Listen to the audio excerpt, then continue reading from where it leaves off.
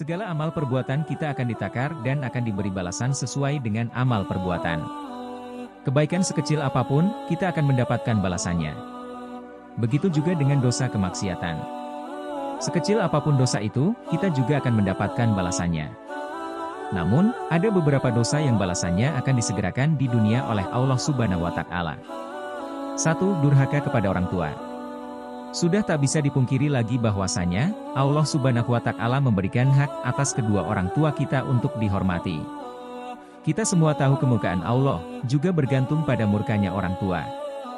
Rasulullah Shallallahu Alaihi Wasallam pernah bersabda, ada dua pintu amalan yang disegerakan balasannya di dunia, yaitu kezoliman dan durhaka kepada orang tua. Hadis riwayat Al-Hakim. Balasan atas dosa kita kepada kedua orang tua akan semakin disegerakan, manakala orang tua yang kita dzolimi mengadu kepada Allah Subhanahu wa Ta'ala. Kita semua juga tahu doa yang mustajab tersebut akan menembus langit, dan akan diamini oleh semua malaikat, sehingga Allah pun mengabulkannya. Rasulullah Shallallahu Alaihi Wasallam bersabda, 3 doa yang tidak tertolak yakni, doa orang tua, doa orang yang berpuasa dan doa orang yang terzolimi. Hadis riwayat Baihaqi. Sebisa mungkin, bahagiakanlah orang tua kita menurut masing-masing porsinya. Dan yang terpenting adalah tidak membebani diri dari saudaraku sendiri.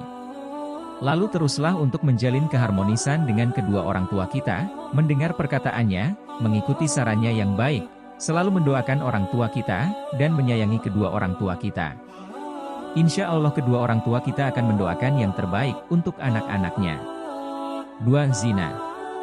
Perbuatan yang bisa dirasakan langsung balasannya di dunia adalah zina.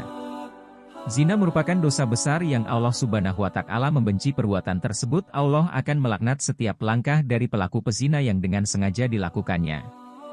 Yakni, melakukan hubungan suami istri yang tidak sah secara hukum maupun agama.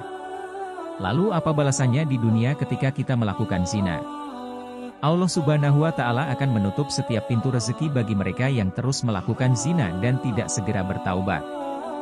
Mungkin memang tidak seketika itu Allah Subhanahu wa Ta'ala menutup pintu rezeki dari seseorang yang melakukan zina, akan tetapi Allah Subhanahu wa Ta'ala akan memberikan azab yang lebih halus bagi para pelaku zina. Misalnya adalah kehancuran rumah tangganya.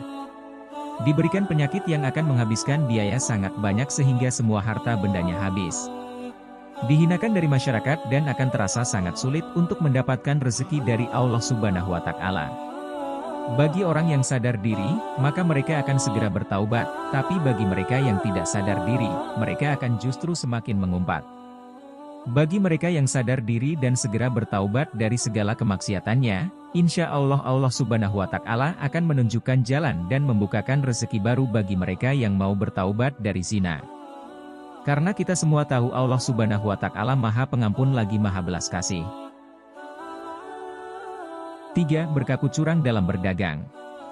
Dalam perniagaan atau jual beli, terdapat dosa yang langsung dibalas saat masih di dunia yakni curang dalam timbangan.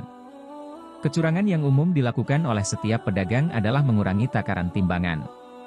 Perbuatan mengurangi takaran timbangan memang akan mendapatkan untung yang besar.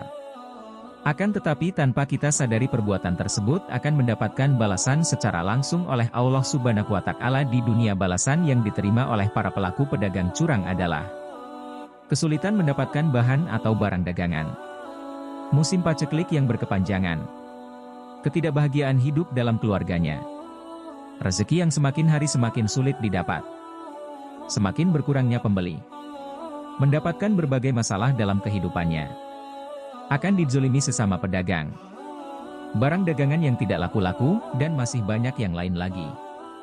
Rasulullah Shallallahu Alaihi Wasallam pernah bersabda, barang siapa menjadikan akhir zaman sebagai tujuan hidupnya maka Allah akan jadikan kekayaan dalam hatinya, Allah himpun kekuatannya dan dunia akan menghampirinya meski ia tidak menginginkannya.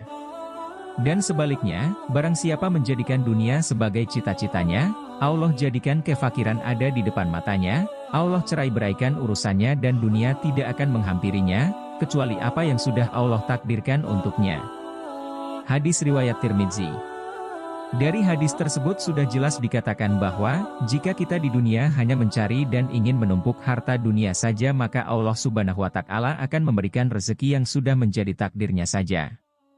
Akan tetapi, jika kita hidup di dunia untuk memperbanyak pahala di akhirat, maka kekayaan dunia yang tidak kita minta pun Allah Subhanahu wa Ta'ala akan berikan kepada kita.